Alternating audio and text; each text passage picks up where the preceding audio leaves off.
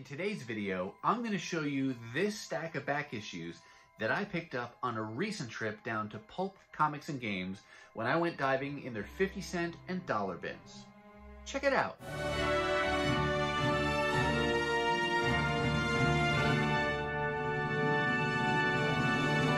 Hey everyone, and welcome to my channel. My name's Chris, and this is Northgarden Comics. So I've got a back issue haul that I'm going to show you today. These books come from my favorite dollar bin diving spot in my area. That's Pulp Comics and Collectibles, or Pulp Comics and Games, located in Mankato, Minnesota. Don't get there as often as I would like because it's more than an hour drive, but I still try to get there, you know, I aim for once a month. It doesn't happen quite that frequently, but that's what I would like, just to see what kinds of new things pop up in their dollar bins.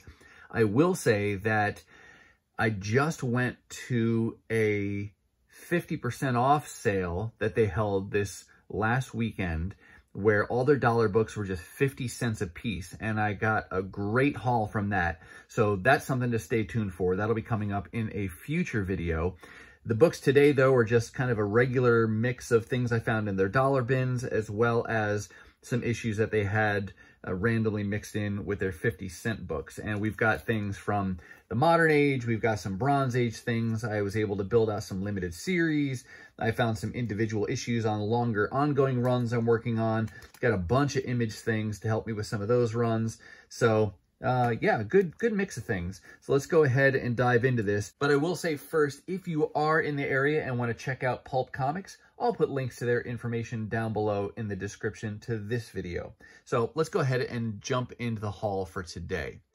This first book you see, G.I. Joe 3D #2.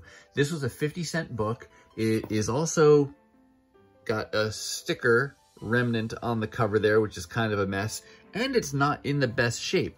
So you might say, well, why did you buy this then if it's got all those kind of dings against it? Well, I never see this book in the wild, and this had a real nostalgic feel for me because this was done by Blackthorne Publishing. So back in the, was this late 80s, early 90s? 1987, yeah, so like mid to late 80s. You can see it's got that real old school 3D effect going where you had the different colored lines. Really a blurry mess to try to read it by itself. But originally these would have been sold with a pair of 3D glasses as well. And the nostalgic vibe that this hit for me, ooh, look at that, is because of connections to other franchises that I liked at the time. You can see here an advertisement for Transformers in 3D #1, and you've got Battletech. Do I have any other advertisements in here? Flintstones, Star Wars 3D. So they did a variety of titles or a variety of franchises at the time. And I thought I'd go ahead and pull out some of the original 3D books that I had from back in the 80s. I've got this Transformers in 3D. Here's the #1 issue. And you can see the pair of glasses I still have with them there, the red and blue lenses. And on the back, there's issue #2. And then there's issue #3. So I like that they did these 3D issues at the time of different franchises that I liked. So that G.I. Joe one was a nice addition to this collection. They also did books like this, the official How to Draw, in this case, Transformers. I only have issue 3 of this one. I'm still looking for issues 1 and 2. So if I can find those at some point, I will pick those up as well. Similarly, you know, even if they're beat up, I'll get them just because I never see them, and they're kind of, you know, really rare finds for me out in the wild. And then the last one I got, and this was just a recent pickup, but it's another example of the kind of books that they published. This was Battle Beasts. Wasn't a How to Draw, wasn't a 3D. I think they just did a mini series on the Battle Beasts. And I remember these commercials as a kid. I'm really kind of surprised that I never collected these toys, the little figures with a little hologram element on the front that told them if they were wood or fire. And in hindsight, that would have been really neat to have a collection. I think there were 80 or 90 of some out of these little, probably about 3-inch figurines. But they're pretty cool. So I grabbed that, again, just because of the reference to a popular childhood franchise. So these Blackthorne books, I don't see them very often, but when I do, I will definitely pick them up like I did here. So that's why I got this this beat up G.I. Joe in 3D issue number 2.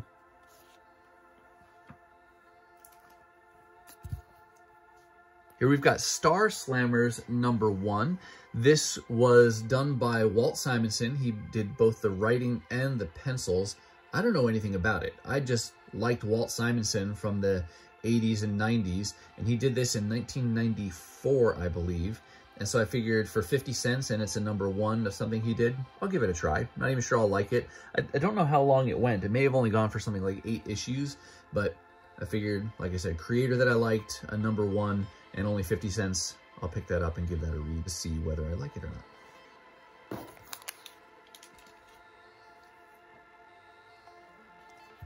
Got a bunch of Image books coming up here. Now, let me know your thoughts on Image. You know, as a child of the 80s and 90s, I was heavily into collecting comics at this time. You know, in the early 90s, it was the time when Jim Lee was doing X-Men. It's when Todd McFarlane was doing Spider-Man.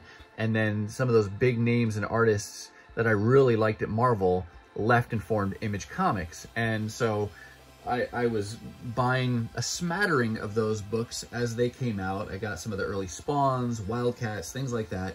But it was really kind of hit or miss for me if I picked it up or not. There were some that I have a few issues, some titles that I don't have anything.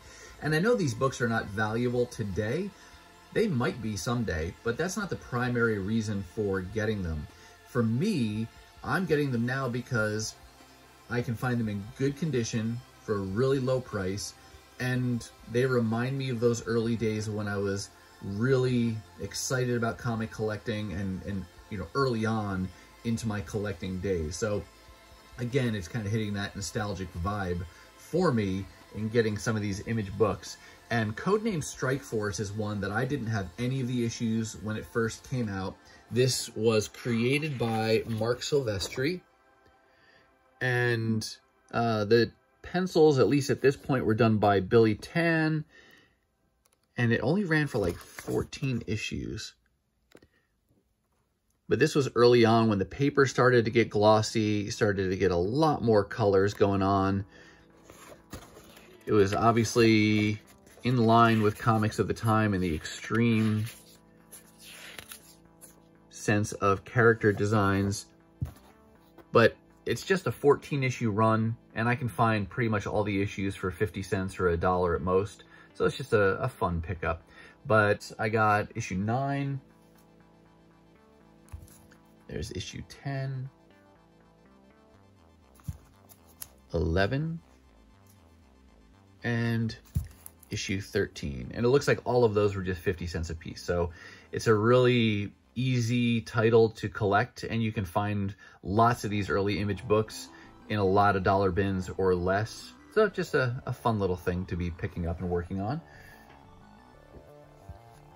Got one more issue from Youngblood. I think this was a title my brother collected, and when he kind of moved on from comic collecting, he passed on all his comic books to me, and some of them were these early Image books. And I think we were kind of complementing each other at the time, where if I was collecting one thing, he was collecting something different. So it actually, you know, grew our kind of combined collection more efficiently with less duplicates. But this was one he collected, and I think he had the first 3 or 4 issues, and so now I've picked up issue number 5 there. And then Cyberforce is another Mark Silvestri creation, and he was doing a lot of the art at the time and doing a lot of the covers early on for this first volume of Cyberforce. Or I guess technically it's the first ongoing volume. They did a 4-issue limited series that preceded this. And I think I'm pretty much at the point now where I'm going to stop collecting. I can't remember if I have the whole like 30+ issue run on my wish list or not, but I'm taking my time, waiting for them to be in good condition and cheap. But I picked up issue 10, issue 12, great cover on issue 12, and then here's issue 13. So like I said, I don't know if I'm done. I don't think I'm done. I think I do have this whole series on my wish list, but I'll keep working my way up the teens and so on. I'll kind of do those in order since they're pretty readily available.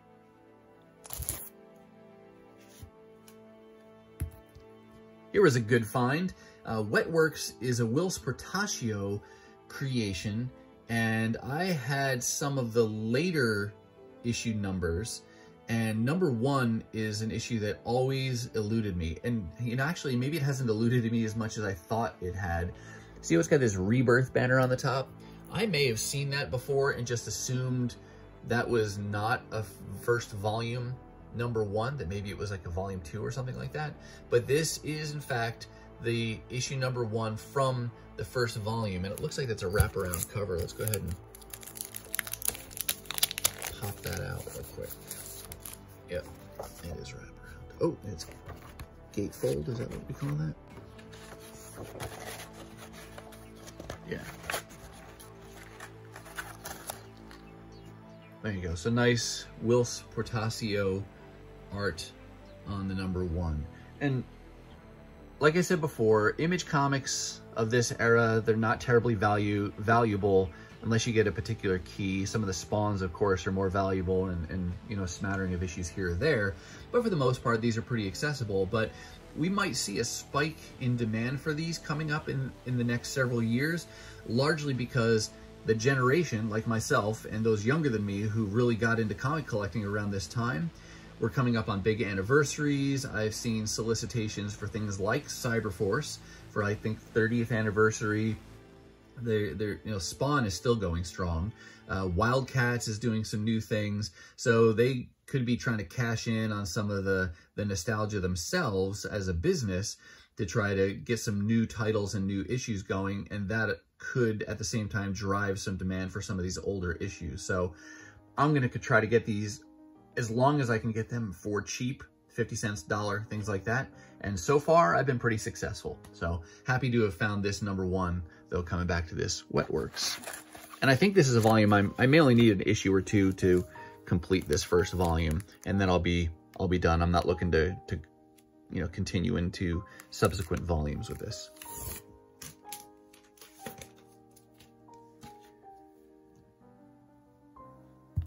Coming back now to some Marvel. Captain Marvel is a current ongoing title that I'm trying to complete.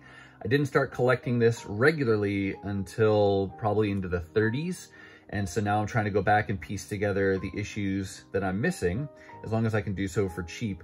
I think I mentioned in my last video that recently I saw solicited that they're going to do an omnibus volume 1 from this volume of Captain Marvel. So all of it written by Kelly Thompson so far, and volume 1 comes out next year, and that'll have the first 26 issues of this ongoing. It'll have the Star limited series and a couple other one-shots, I think, in there. And I'm probably going to pick that up as well, just so I can have that format and be able to read at least those first 26 issues as I continue to hunt for some of the singles that I'm still missing. I think at this point I'm down to like 12 or 13 issues to have everything, and I know there's a couple issues in there that are going to be harder to find. So having that omnibus will be a nice way to complete those early issues.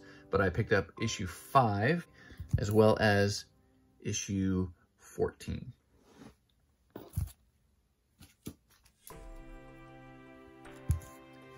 Here was a comic that I didn't know existed and didn't know that I wanted it until I saw it while I was diving in the dollar bins. This is Darkhold Omega, and I didn't read any of the issues from this event, don't even know what's going on. It's probably trying to capitalize on the popularity of WandaVision and Doctor Strange and things like that at the time in the MCU. But you've got this Omega issue. I got it 100% for the cover. This is a Chris Bachalo cover, and as you've heard me say, if you watch my earlier videos, I'm working on kind of building out a nice library of Chris Bachalo's work, both cover art and interior art, so that was an easy pickup for just $1 to add that to my collection.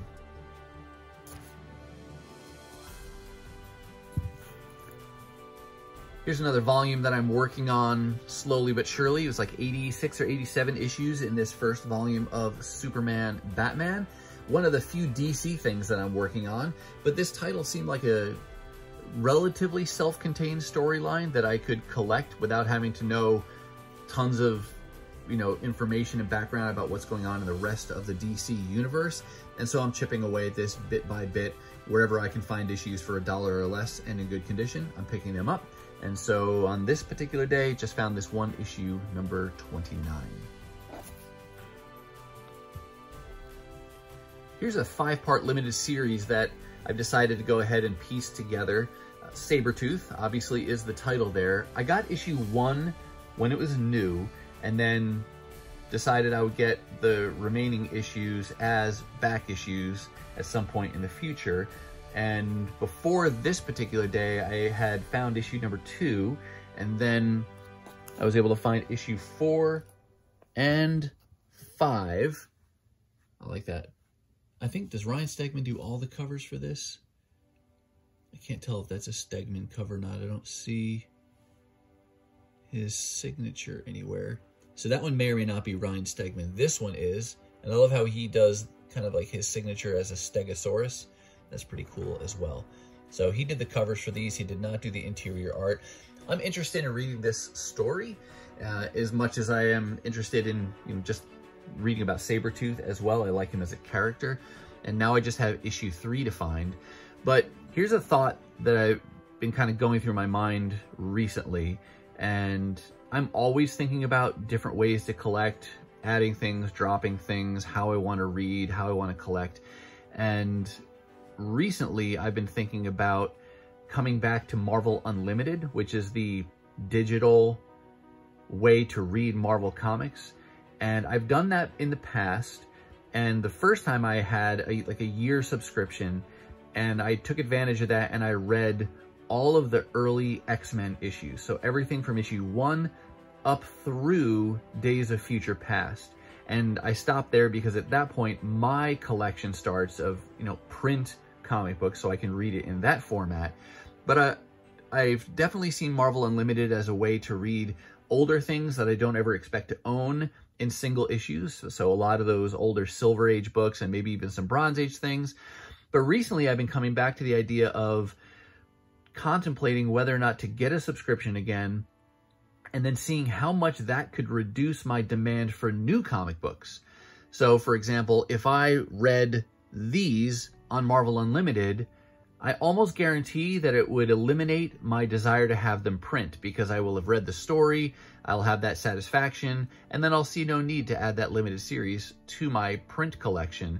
And, you know, with ongoings, it might be a little bit different because there's some titles I definitely want to get, but using that digital subscription could help me there as well, because I could read a lot more ongoing titles and not have to collect those in print form. But how do you approach the whole realm of digital? Do you use them at all?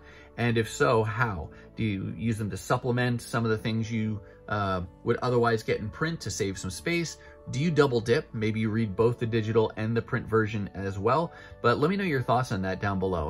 Like I said, I'm definitely contemplating getting that subscription again to see if it would reduce my demand for newer print comics. But for now, I've got issues 1, 2, 4, and 5.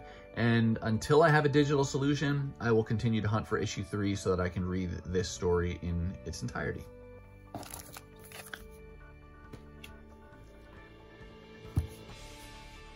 Here's an 8-part limited series that I recently started picking up. I think I just kind of happened across issue 1 at some point earlier this year and picked that up for $1. I think I also found issue 7, and now here's issue 2 for $1. Got this really for the John Romita Jr. art, and no hurry to collect this. I'll just pick these up on occasion when I find them. And like I said, $1 or less, kind of my normal requirements. Is it $1 or less? Is it in good condition? And we'll kind of slowly chip away at this one.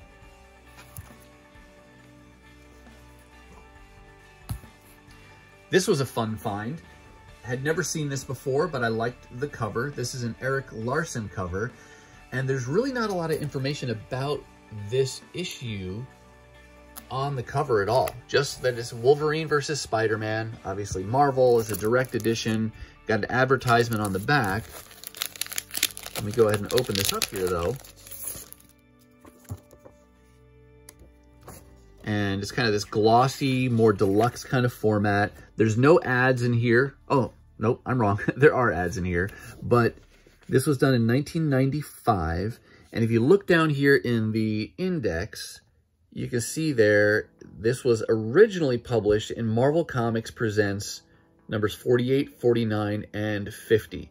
So this took that one story from each of those issues and put them together as a single issue here. So this was written and penciled by Eric Larson. And it does this story, what's the name of the story? Life's End, parts 1, 2, and 3. So that's a neat collection of something that you would have had to get in 3 separate issues originally to be able to read that. But for some reason, they put this together. And I like Eric Larson, I like Wolverine, I like Spider-Man, so that was a fun find. I've never seen that before, didn't even know it existed. So yeah, that was a pretty easy pickup for just $1.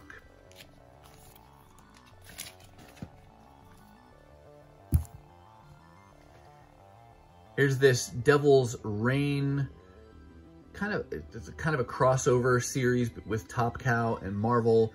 Each issue features 2 different characters, one from each property, and this is the chapter 1. I think I've got a couple more issues now, or still to complete this. And this, like I said, chapter 1, and this is a Mark Silvestri cover.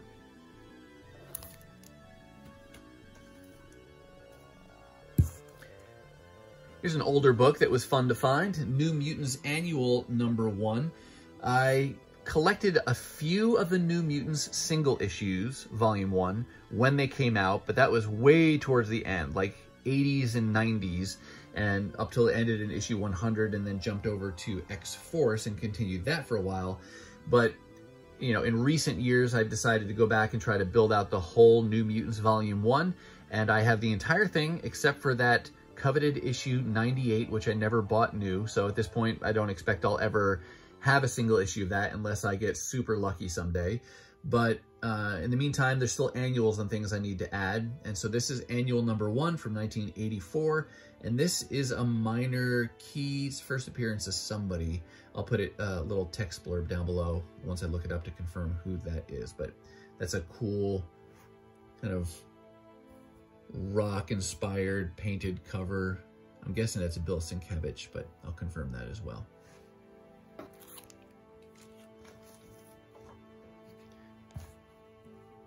This was a completely random pickup. This is Defenders #16.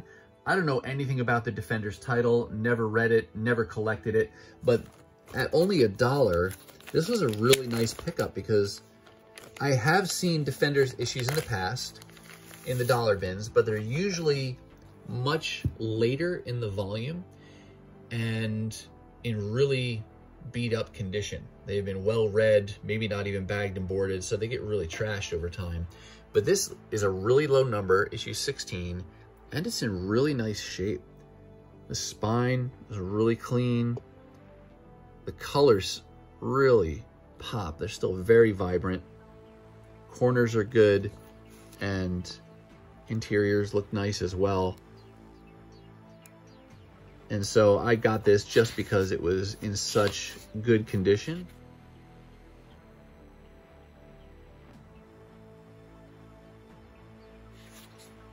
For the book that it is. It's not a key of any kind that I'm aware of, but it was just a fun, really nice condition Bronze Age book to pick up for just $1.